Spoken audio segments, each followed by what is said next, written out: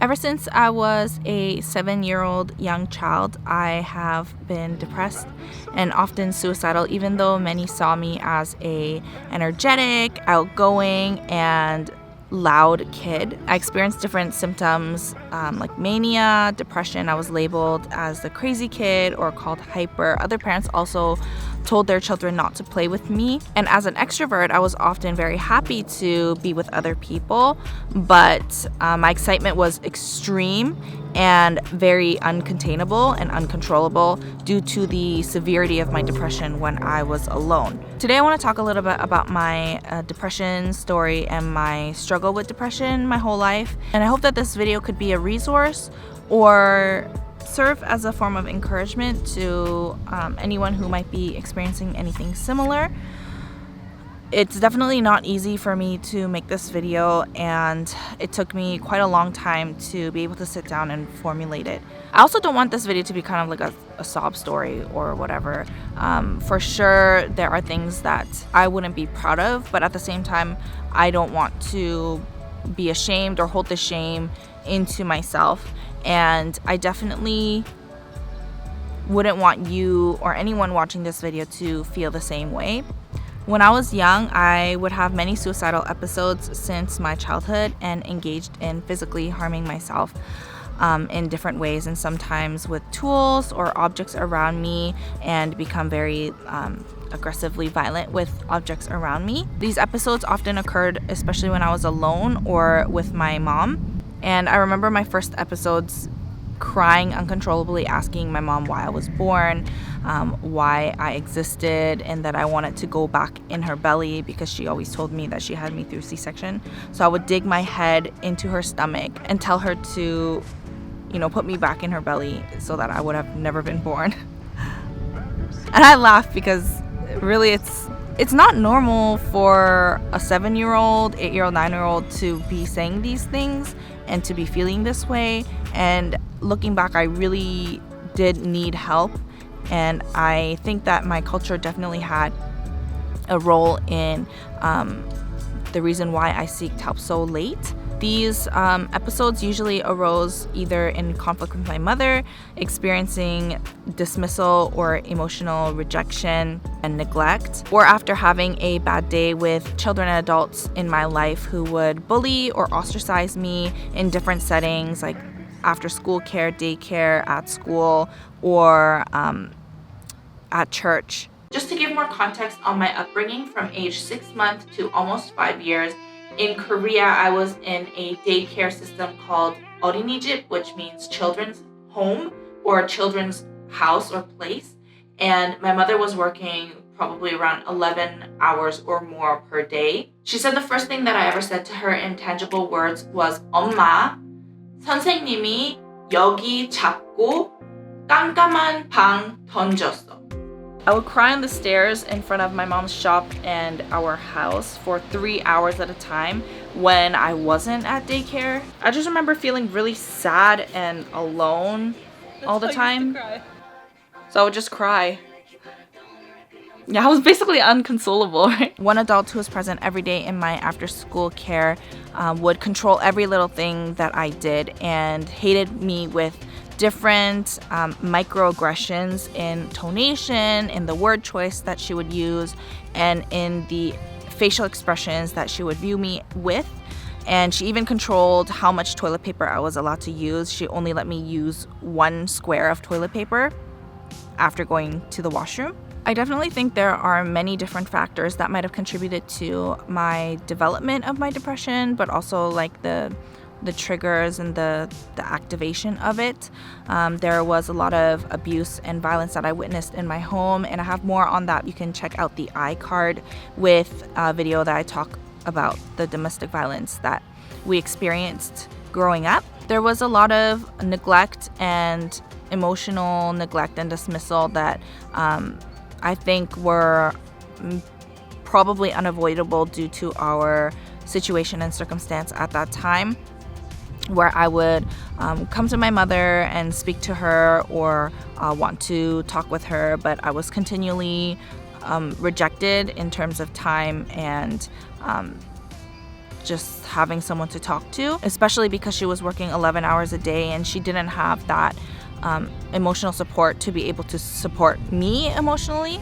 We also often ate from Salvation Army food, like canned food and dried foods like cereals, due to our poverty and the situation that we were at as refugees in Canada, escaping domestic violence. And I was also always dressed in worn out hand-me-downs that were either donated or given to us by friends and family.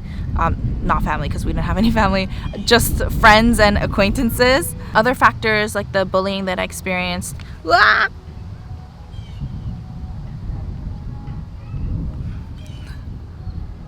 Other factors like the bullying I experienced and the ostracization, as well as developed apathy, I think definitely had a role in the intensity of my depression. At one point in my childhood, I remember deciding that I didn't want to be the one being bullied or ostracized any longer. I didn't want to be the one being stepped on. So I decided that I would become the person that nobody could mess with, especially during a transition in the school year where I was changing schools again and moving another one time out of 8 during my childhood.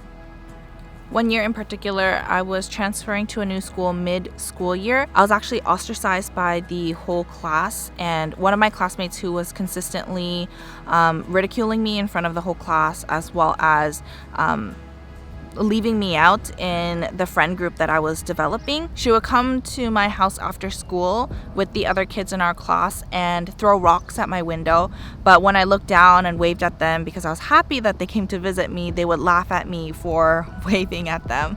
Other days, she would invite me to her house to come play after school without any other kids, but forbid me from watching TV or playing with her toys, and would instead force me to play what she wanted to play. And also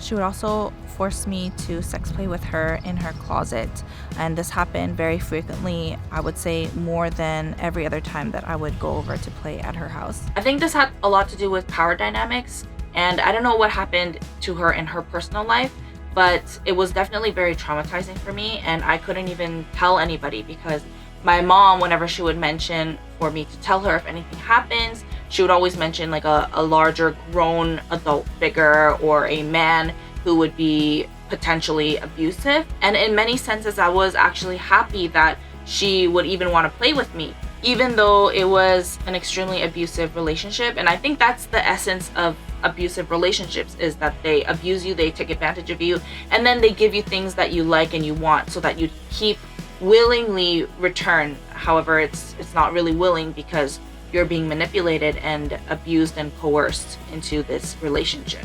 I moved again the same year, but to a different school, and that's when I became very aggressive and violent, and kind of like the alpha tried to maintain that control in my life, especially towards people who bothered me or who bothered others. I really didn't want to see that happening, so I displayed a lot of violent revenge in order to protect myself from being used and hurt again. And I have more on how I became this way, more about who I became, in this video linked in the corner.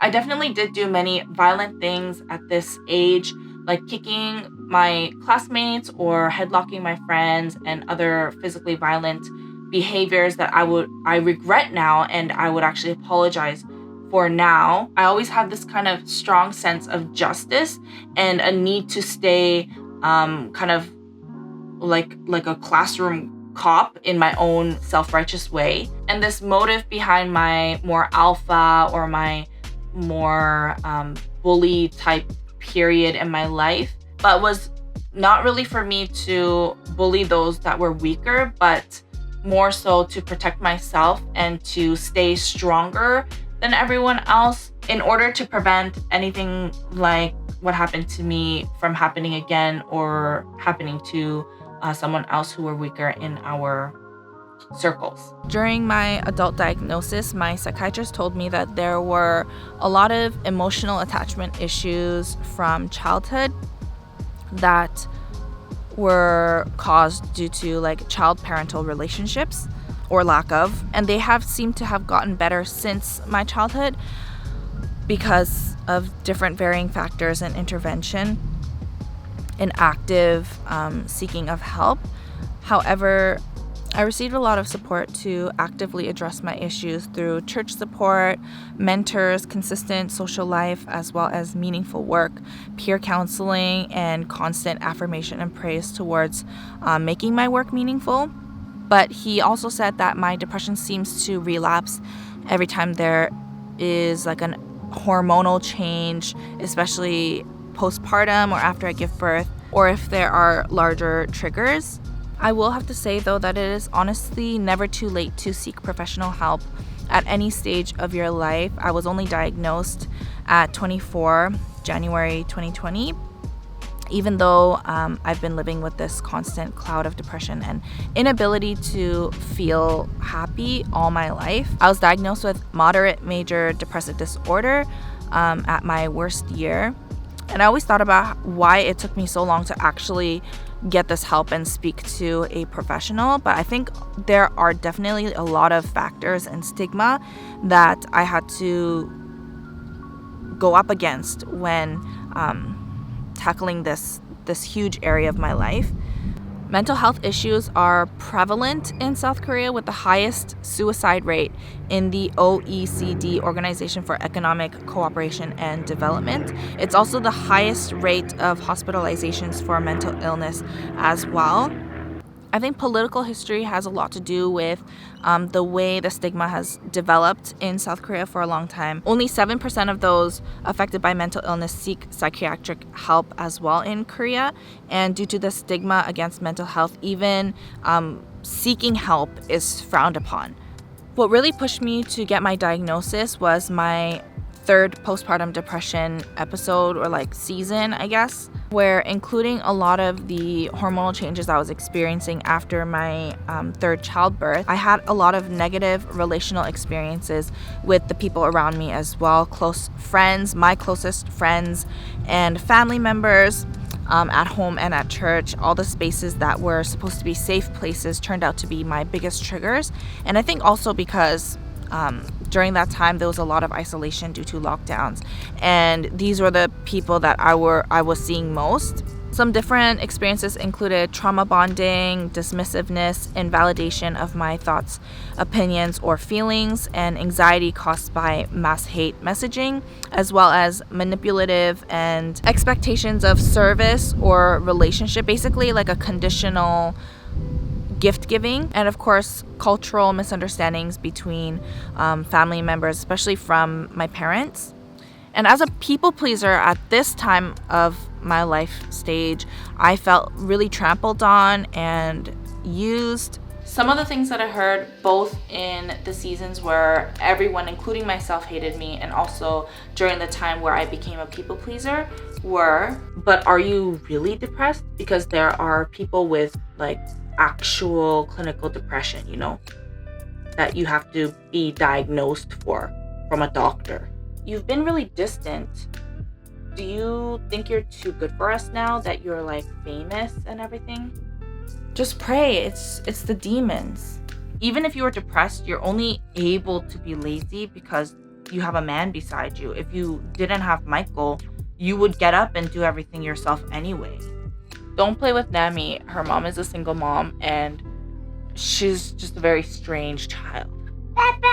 I've only recently started embracing shedding relationships that trigger or aggravate my depression. Growing personally and not hating these people, but learning more to love myself for how God made me and love them how God made them as well. And sometimes that could mean that your boundaries just cause the relationship to no longer be. I didn't have any self-worth. I didn't know why I existed and who I was. At this time, I was really suffering every day, and it was to the point where every 15 minutes I would just have to focus on just surviving. I really wanted to get help because it felt like I was battling my life every 15 minutes. And some days were just so bad that I would just have my head between my knees all day. because I wanted to die all day. Oh my gosh, this is making me like remember what it felt like to be in this position all the time. Yeah. Just kind of suffering through the thoughts and feelings, hoping that they would pass soon. And the only time that I felt joy or happiness was when I was with my baby. But even that was exhausting too, because it's physically demanding having a newborn or an infant to take care of. And I had other factors like insomnia, where I would not sleep for up to 36 hours, and hypersomnia, where I would sleep like 16 hours straight. It was extremely dysfunctional. Like, my life just felt so dysfunctional that I realized like what I'm going through is not normal, and I need to speak to somebody. And there are people who study this for decades and provide services to help those experiencing these issues. So I spoke to my pastor and my pastor's wife about what I was feeling and what I was going through. I also spoke to my family doctor and got a referral to a psychiatrist who is a contact of my husband. And they've really all helped me so much in so many different ways.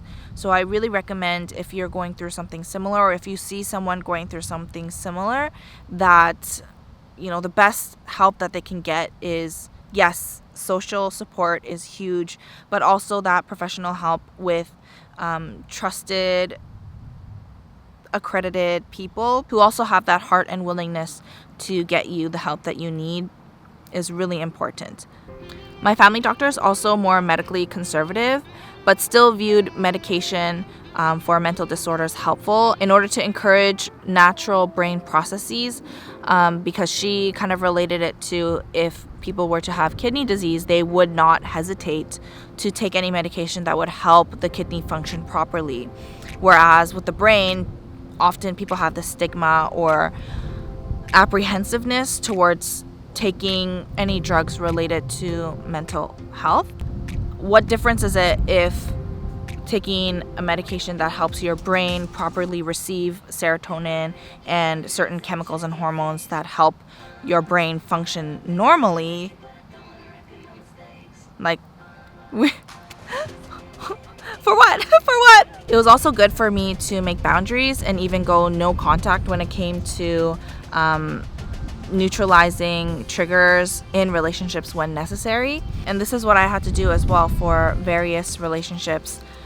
I have taken both group therapy and private counseling, and I do recommend them both. They're both very different and have different pros and cons. In a group setting, you can hear different people's opinions and life experiences, and that really broadens your scope.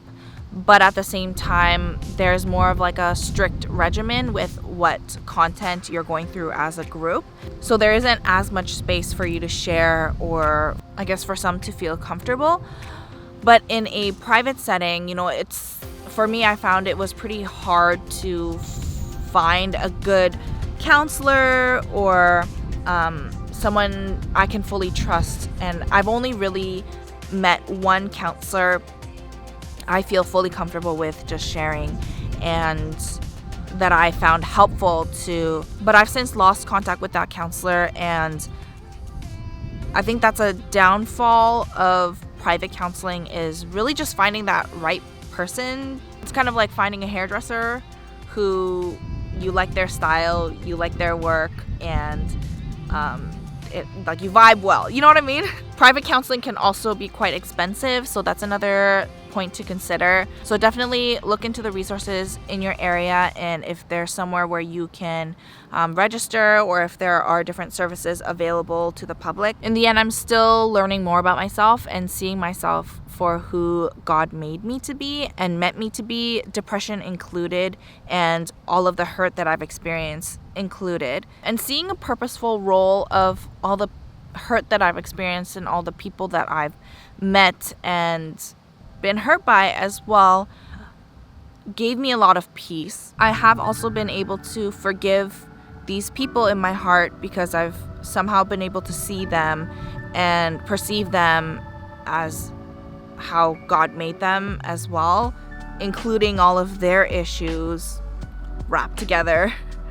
If God can love me, depression included, then he can love them, toxicity included as well. And really the ability to see someone's beauty despite their flaws, and also see their beauty with their flaws, like including their flaws, has been really eye-opening for me. I've also been working on seeing my self-worth and my disorder as a condition rather than as my character, and really respecting myself by setting boundaries and adhering to these boundaries in order to protect myself but also care for myself. I really didn't want to fight my body anymore, but work with it and give it the care and love that it needs. My healing was definitely not by my own power, nor was it my right to be healed, nor am I deserving in any way to experience healing. It's definitely not something that I can explain in any other way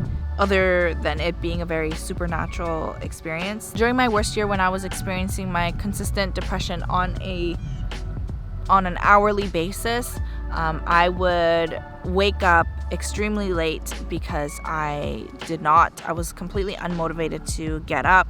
I would just nurse my baby in my sleep, and when I would wake up, it would just be even hard getting out of bed due to the extreme hatred of self, like hating my life, hating who I am, hating what I'm doing, just the inability to feel happy. Like your brain cannot receive the serotonin floating around, like it's unable to get happy.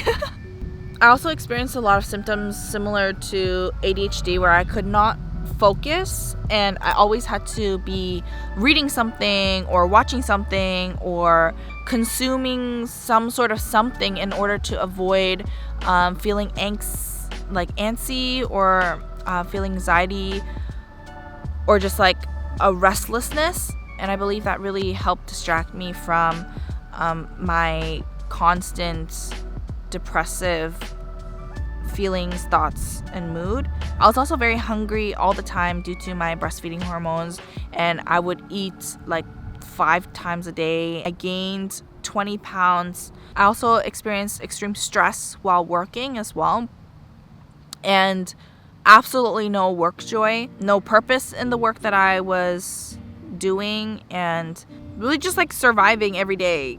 I also would have like meltdowns and like mental breakdowns for like random, insignificant, small instances where I could not control the emotion that I was feeling, and the emotion that I was feeling would be completely inequatable to the situation. For example, my baby having eaten something spicy by accident and then be given water in like a chaotic setting. That would totally, I don't know if it actually happened, but that would totally like cause me to feel extremely stressed and not in control of the situation. And then I would suddenly become extremely suicidal in those moments where I'm unable to like regulate. It was just like, I was not okay.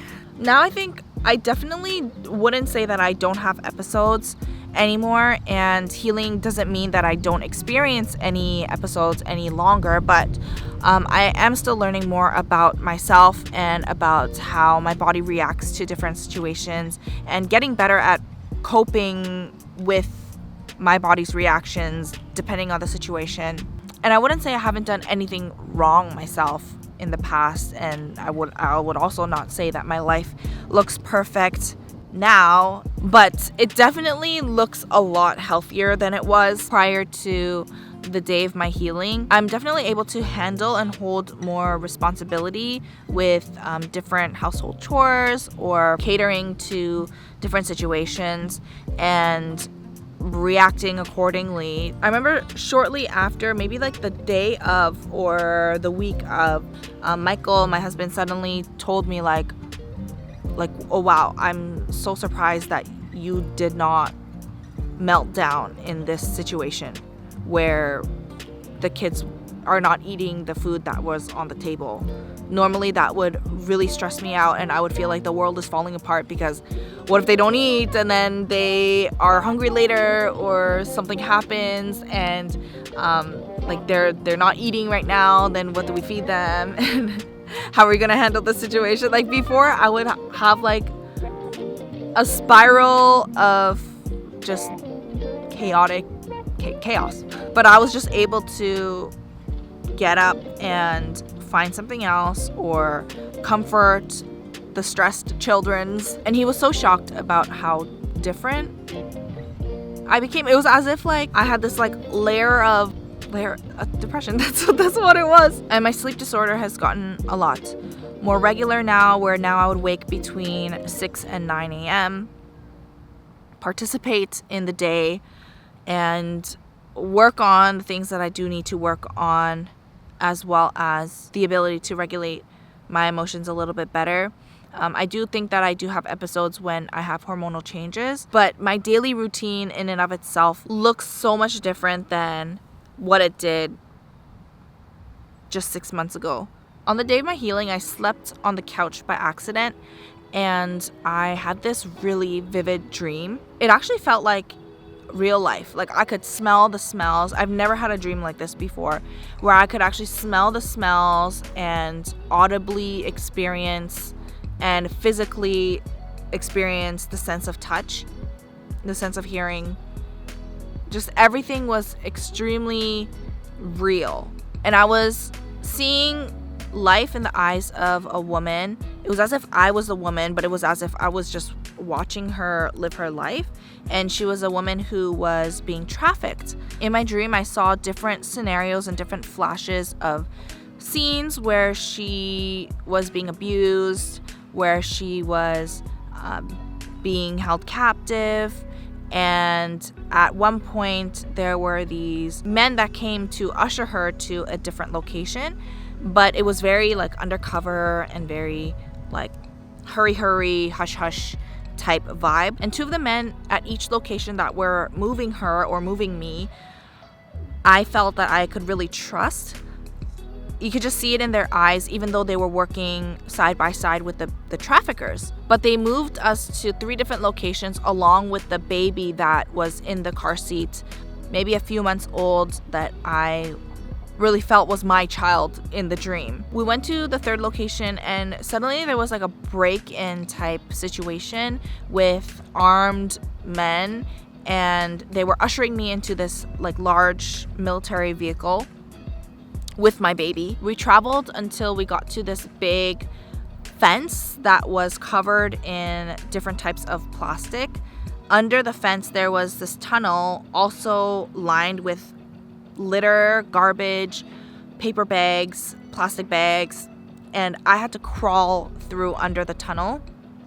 It smelled really, really, really bad, and I clearly remember it smelling like feces, pee and poo, and vomit. It wasn't visible, but it was extremely pungent smell. But I just had to crawl through until I got to the other side, where there were more women greeting me there, and it seemed like they were in a similar situation that I was in. And our baby came through, and I remember just feeling so at peace and in awe, waking up, of how God was working in this woman's life, whether she was a real person or not. Hi. Mom, can I run down the hill and then run back? Yes, but don't go through the grass. Go through the path. I woke up with this huge pressure on my entire body, even my fingertips, and I questioned if I was having a sleep paralysis moment, because I just felt like paralyzed.